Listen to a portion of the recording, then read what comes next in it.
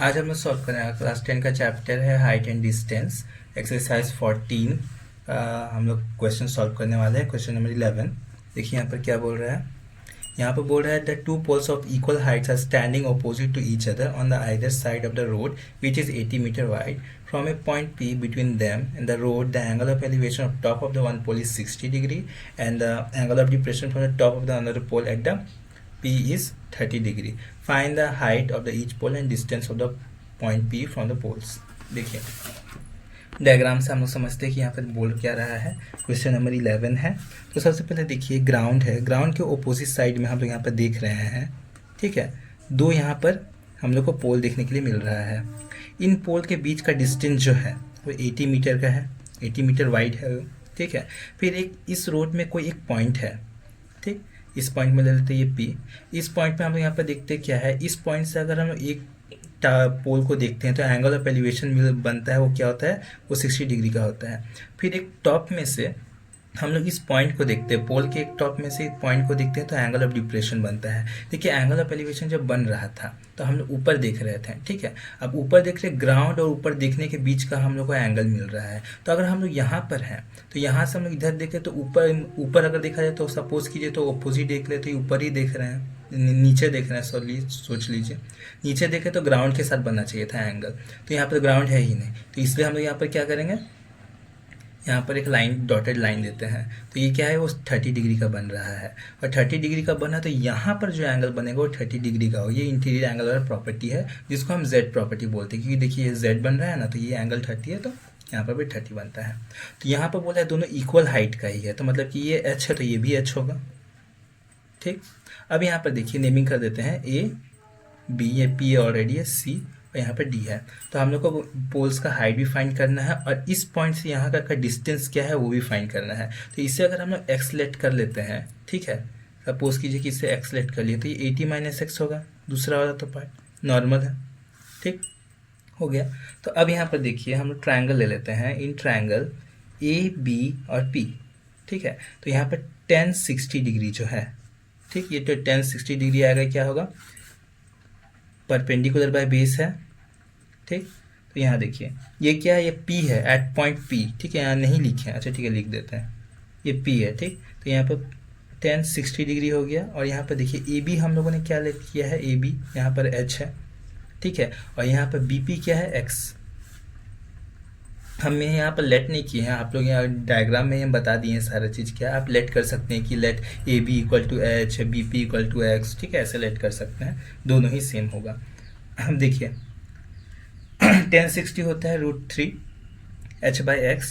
तो अगर हम लोग यहाँ पर देखें तो H का वैल्यू आ रहा है √3x, ठीक, ये एक पार्ट मिल गया, ठीक। अब इन ट्रायंगल हम लोग दूसरा ट्रायंगल ले लेते हैं, ट्रायंगल ये लेते हैं CDP। CDP अगर हम लोग यहाँ पर ले लें तो हम लोग को देखने के लिए यहाँ पर क्या मिलता है, तो 10P इक्वल टू CD/CP, ठीक है।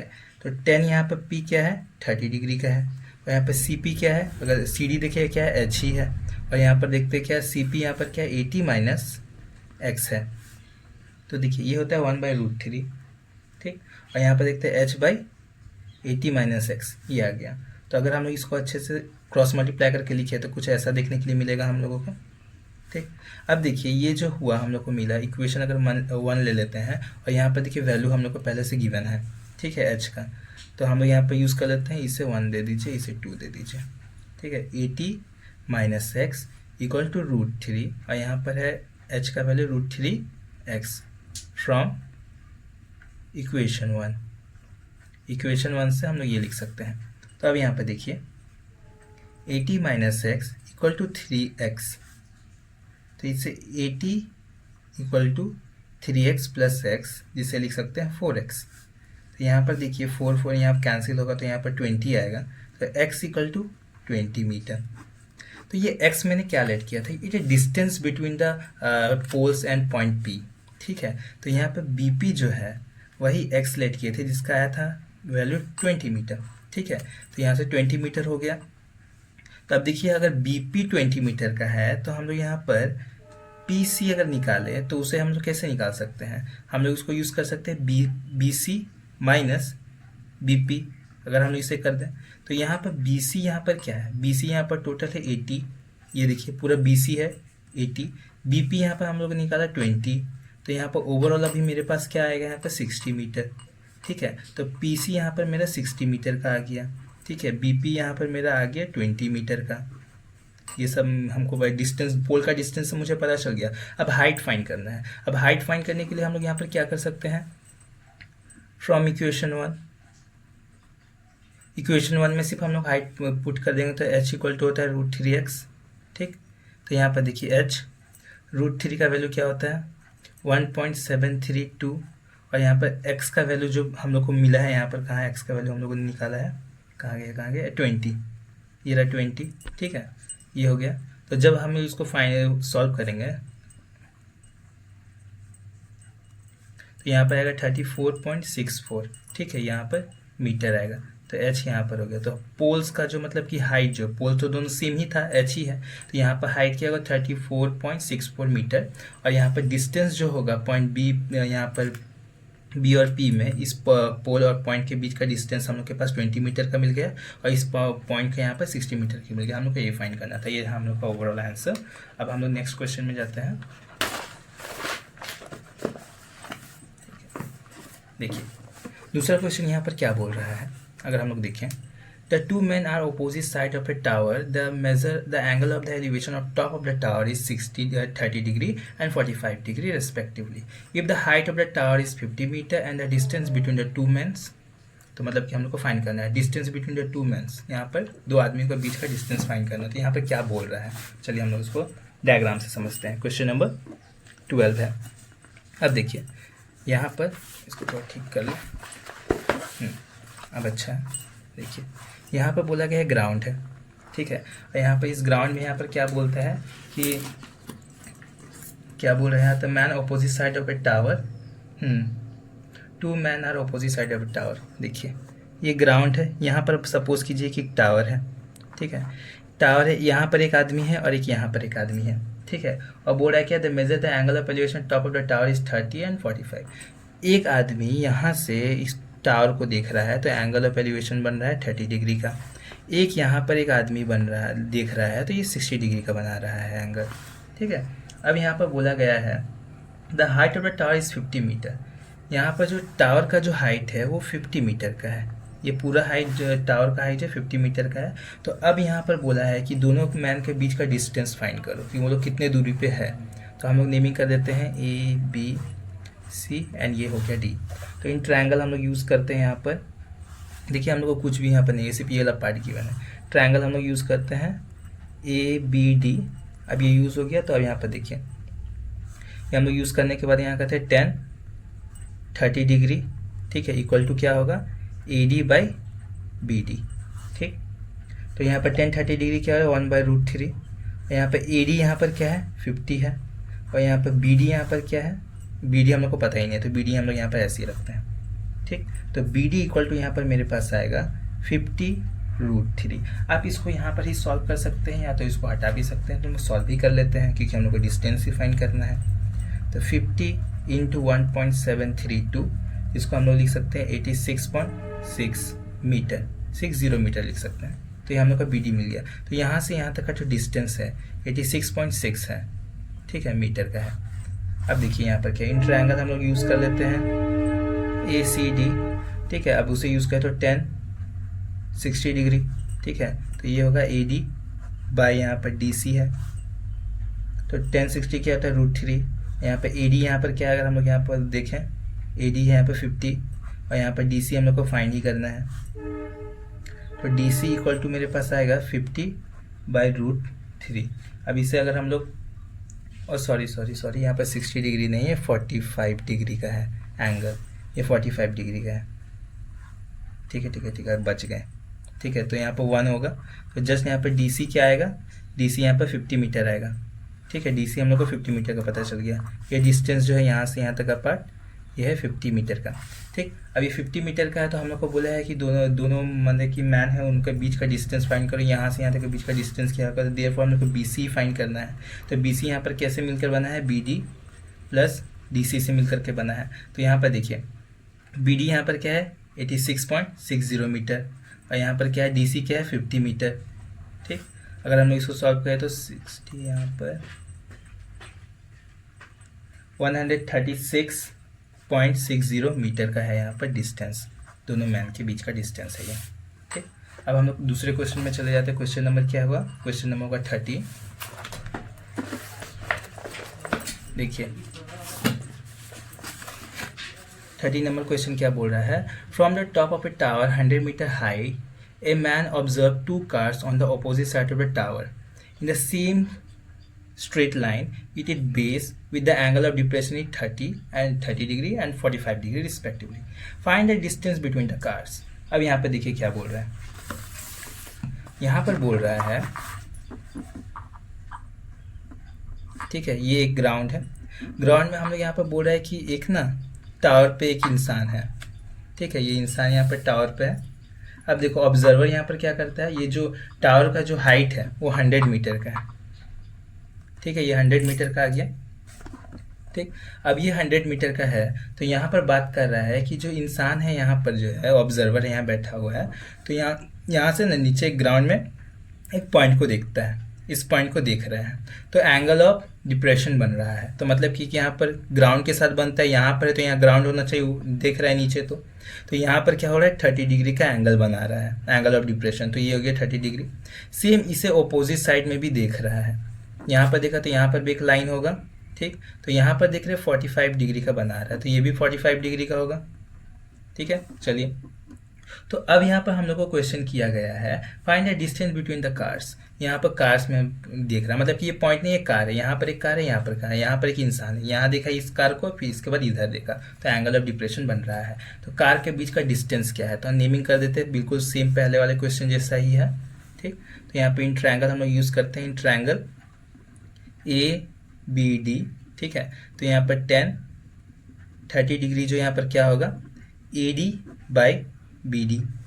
अब देखिए 10 30 क्या होता है, 1/√3, और यहाँ पर AD यहाँ पर क्या है, AD यहाँ पर है 100 मीटर का, और यहाँ पर BD हम लोग को फाइंड ही करना है। तो यहाँ पर BD क्या आएगा, BD इक्वल टू होगा 100√3। ठीक है, और इसे हम लोग यहाँ पर ही सॉल्व कर लेते हैं, 100 × 1.732, और इसको अगर हम लोग सॉल्व करें तो हम लोग के पास 173.2 मीटर आएगा। ठीक, इन ट्रायंगल अब हम लोग फिर से ले लेते हैं, यहाँ पर क्या है, ACD अगर हम लोग लें तो यहाँ देखते हैं 10 यहाँ पर हो गया 45 डिग्री इक्वल टू AD/DC। तो देखिए यहाँ पर 45 होता है 1, AD यहाँ पर क्या है, अगर देखा जाए तो 100, यहाँ पर DC, तो हम लोग के पास क्या मिला, DC इक्वल टू 100 मीटर। तो ये 100 मीटर, यहाँ से यहाँ तक का पार्ट क्या है, 100 मीटर का है। यहाँ से यहाँ तक का पार्ट अगर हम लोग यहाँ देखें क्या है, 173.2 मीटर का है। तो अब हम लोग को यहाँ पर क्या बोल रहा है ना, यहाँ पर बोल रहा है कि डिस्टेंस फाइंड करो, distance between B and C, मतलब कार A जो है वो B पॉइंट में, कार B जो है वो C पॉइंट में अगर है, तो डिस्टेंस निकाला, तो ओवरऑल हम लोग BC फाइंड कर रहे हैं। तो BC किससे मिलकर के बना है, BD प्लस DC से। तो BD यहाँ पर क्या आएगा, देखा जाए 173.2 है, और यहाँ पर DC यहाँ पर क्या है, 100 है, तो यहाँ 273.2 मीटर का यहाँ पर डिस्टेंस हम लोग को मिल रहा है इन दोनों के बीच का। तो ये हो गया हम लोगों का आंसर। अब देखिए 14 नंबर क्वेश्चन में जाते हैं हम लोग। ठीक है, 14 नंबर यहाँ पर क्वेश्चन क्या बोल रहा है देखते हैं। देखिए यहाँ पर बोल रहा है, ये इम्पॉर्टेंट क्वेश्चन है, अकॉर्डिंग टू मेरा तो इम्पॉर्टेंट है ही, क्योंकि इस टाइप के क्वेश्चंस ही एग्जाम में ज़्यादातर हम लोगों को देखने के लिए मिलते हैं। तो यहाँ पर देखिए क्या है, यहाँ पर बोल रहा है straight highway lead to the foot of a tower. A man standing on the top of the tower observe a car at the angle of depression of 30 degree, which is approaching the foot of the tower with a uniform speed. 6 seconds later, the angle of depression of the car is found to be 60 degree. Find the time taken by the car to reach the foot of the tower from the points. अभी कोई यहाँ पर क्या बोल रहा है, बहुत important question है अगर देखा जाए तो। देखिए यहाँ पर बोल रहा है कि ग्राउंड है, ठीक है, एक यहाँ पर टावर है, ठीक, तो यहाँ पर बात कर रहा है कि straight highway lead the foot of the tower, a man standing on the top of the tower. Tower के टॉप में एक वहाँ पर आदमी है और एक ना एक कार को वो देख रहा है। ठीक है, अगर सपोज कीजिए कि यहाँ पर एक कार है। हाँ ठीक है, यहाँ पर अगर सपोज कीजिए यहाँ पर एक कार है। ठीक है, वो कार को ऑब्जर्वर है, देख रहा है। तो यहाँ पर एंगल ऑफ डिप्रेशन ही बन रहा है भाई, ऊपर से नीचे देख रहा है, तो यहाँ पर एक हम लोग को देना पड़ेगा लाइन। तो 30 डिग्री का है, यहाँ पर भी 30 डिग्री। ठीक है, 30 डिग्री बन गया। अब यहाँ पर क्या बोलता है, 30 डिग्री का एंगल बन गया, जो कि थोड़ा देर के बाद हम लोग ये कि यूनिफॉर्मली स्पीड से चल रहा है, कार जो है यूनिफॉर्मली स्पीड से चल रहा है। ठीक, इसके बाद यहाँ पर देखा जा रहा है कि अगर मान लीजिए कार यहाँ से यहाँ जा रही है, तो यूनिफॉर्मली स्पीड से चलते हुए उसको देखा। ठीक है, वो चल रहा है। फिर 6 सेकंड के बाद यहाँ पर नोटिस करता है वो कि एंगल ऑफ डिप्रेशन उसका चेंज हो गया है। मतलब कि यहाँ से अब वो थोड़ा सा देख रहा है, 6 सेकंड बीत गया, तो यहाँ पर 60 डिग्री का एंगल बन गया। ये जो है पूरा 60 डिग्री का बन गया। ठीक है, तो यहाँ से यहाँ तक जाने का टाइम को क्या लगा, यहाँ पर 6 सेकंड लगा है। ठीक है, कार को। तो अब चला गया। तो अब वहाँ पर बोल रहा है कि मतलब कि कार को यहाँ से यहाँ तक पहुँचने, मतलब यहाँ से इस पॉइंट तक पहुँचने में कितना टाइम लगेगा, मतलब कि टावर तक पहुँचने में कितना टाइम लगेगा, फुट ऑफ द टावर। अब ये इस पॉइंट में है, तो एंगल ऑफ डिप्रेशन 60 डिग्री का हो गया। तो यहाँ से यहाँ जाने में कितना टाइम लगेगा उसको। ठीक है, वहीं पर हम लोग को कैलकुलेट करना है। तो नेमिंग कर देते हैं ए बी, ये रहा सी और यह डी। तो एंगल हम लोग ले लेते हैं यहाँ पर, ट्रायंगल ए बी और डी ले लेते हैं। ठीक है, अगर ले ले, और यहाँ पर डिस्टेंस भी हम लोग लेट कर लेते हैं। चलिए, यहाँ से यहाँ तक का डिस्टेंस जो है, यहाँ से यहाँ के डिस्टेंस को हम लोग एक्स लेट कर लेते हैं, यहाँ से यहाँ तक का डिस्टेंस हम लोग वाई लेट कर लेते हैं। ठीक है, हो गया। तो अब देखिए यहाँ पर क्या है, 10 यहाँ पर 60 डिग्री अगर हम लोग लें तो ए बी बाई यहाँ पर बी सी आएगा। तो 60 डिग्री यहाँ पर क्या होता है, √3। ठीक, और ए बी यहाँ पर क्या है, अगर हम लोग इसको हाइट भी लेट कर लेते हैं, चलिए एच लेट कर लेते, तो एच बाई यहाँ पर हमको देखने के लिए क्या मिल रहा है, बी सी यहाँ पर है वाई। तो ठीक, तो जस्ट हम लोग के पास बी सी क्या मिलेगा, एच बाई √3। ठीक है, ये इक्वेशन हम लोग का 1 हो गया। सिमिलर वे में ट्रायंगल हम लोग ले लेते हैं, ए बी और सी ले लेते हैं, डी है, ए बी और डी ले लेते हैं। ठीक है, अब डी ले लिए तो यहाँ पर क्या मिलेगा, तो 30 डिग्री इक्वल टू मेरे पास आएगा B A B by B D. ठीक है, तो 30 डिग्री है, तो 1/√3 है। ठीक, और ए बी यहाँ पर क्या है, ए बी यहाँ पर देख रहे एच है, और यहाँ पर बी डी यहाँ पर क्या है, देखिए दोनों का कंबाइंड फॉर्म है, एक्स प्लस वाई है, क्योंकि यहाँ से यहाँ तक का वाई है, यहाँ से यहाँ तक का एक्स है। ठीक है, तो अगर हम एक्स प्लस वाई अगर हम लोग देखें तो हम लोग के पास आएगा √3h। ठीक है, इक्वेशन 2 हो गया। अब देखो यहाँ पर हम लोग क्या करते हैं, x का मतलब कि y का वैल्यू यहाँ पर हम लोग पुट कर देते हैं। ठीक है, तो हम लोग को x का वैल्यू यहाँ पर मिल जाएगा, तो x प्लस यहाँ पर h/√3 इक्वल टू √3 और h। फ्रॉम ये कहाँ से आ रहा है, फ्रॉम इक्वेशन 1। ठीक है, इक्वेशन 1 से आया। तो अगर हम लोग यहाँ पर नोटिस करें तो x इक्वल टू क्या आएगा, √3h माइनस x/√3। ठीक, अगर हम लोग इसको फर्दर सॉल्व करें तो h आप कॉमन ले सकते हैं, तो ऐसे ही नॉर्मल भी आप सॉल्व कर दें, नॉर्मल सोच काम चल जाएगा। 3h minus h equal to 2h/√3। ठीक है, तो x का वैल्यू मेरे पास क्या आया, 2h/√3। ठीक, ये हम लोग का x का वैल्यू यहाँ पर आ गया। अब हम लोग यहाँ पर देखिए क्या करते हैं ये जो x का वैल्यू आया है इसे हम लोग इक्वेशन 3 कंसीडर कर सकते हैं। देखिए 3 हो गया। अब इक्वेशन 1 और इक्वेशन 3, इससे अब हम लोग क्या करेंगे, ये लोग अगर क्या है, x यहाँ पर क्या है, डिस्टेंस बिटवीन द, मतलब कि this point and this point, and distance between the c and b, ये पॉइंट का डिस्टेंस है। तो अगर हम लोग इन लोग का रेशियो देखें, डिस्टेंस का रेशियो, ठीक है,